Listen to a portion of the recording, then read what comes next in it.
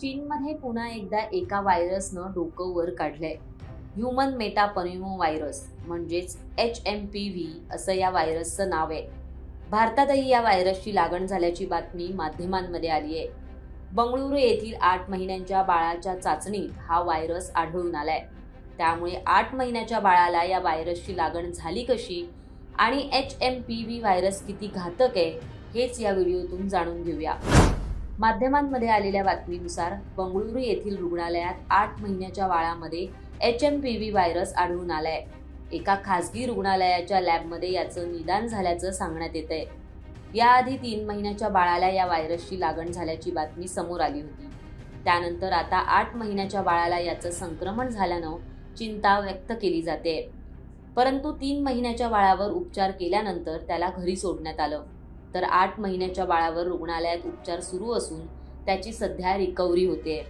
मुळातच हा व्हायरस लहान मुलांना शिकार करत असल्याचं दिसून येतंय.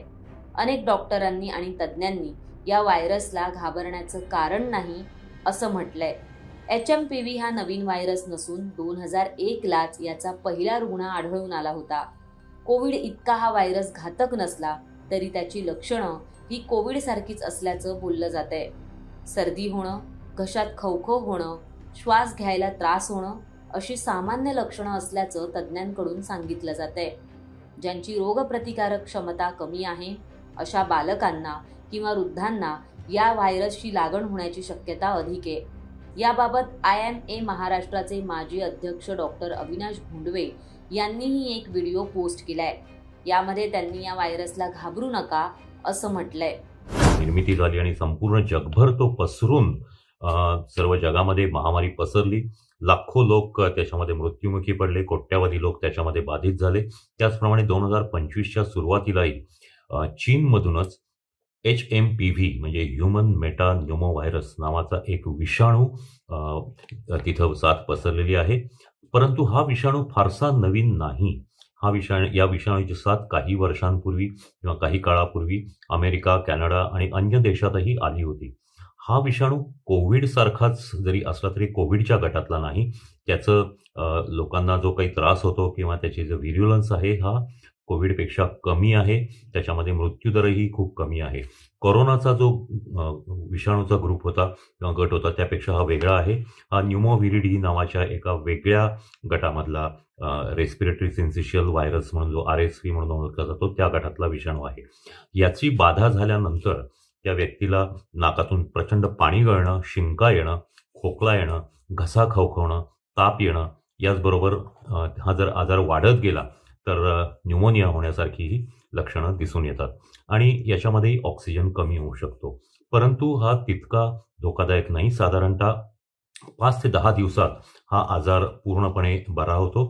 व्यवस्थित विश्रांती आणि इतर काही औषधं तापाची किंवा इतर घेतली तर व्यक्ती बरी होऊ शकते. भारतामध्ये याचे रुग्ण अजूनही आढळलेले नाहीत. परंतु कोविडसारखंच जर ही साथ पसरत राहिली तर कदाचित याचीही मोठी साथ येण्याची जगामध्ये अनेक देशांना भीती वाटत आहे. ह्या आजारावर अजूनही कुठलंही औषध नाही. परंतु हा आधीपासून माहीत असल्यामुळे जर याची साथ पसरायला लागली तर याची लस मात्र लवकर येईल. त्याच्यामुळे यापासून फार घाबरण्याचं कारण नाही. याचे प्रतिबंधक उपाय कोरोनासारखेच आहेत. म्हणजे मास्क बांधणं, गर्दीमध्ये न जाणं, दुसऱ्यांपासून अंतर ठेवणं 3 ते 6 फूट आणि त्याचबरोबर आपल्या साबण पाण्याने किंवा सॅनिटायझरनी हात स्वच्छ सतत धुणं, नाकाला तोंडाला हात लावण्यापूर्वी हीच याची प्रतिबंधक लक्षणं आहेत. आत्ता तरी भारतात याचे रुग्ण आढळलेले नाहीत. परंतु आपण सावधगिरी मात्र निश्चितच बाळगली पाहिजे.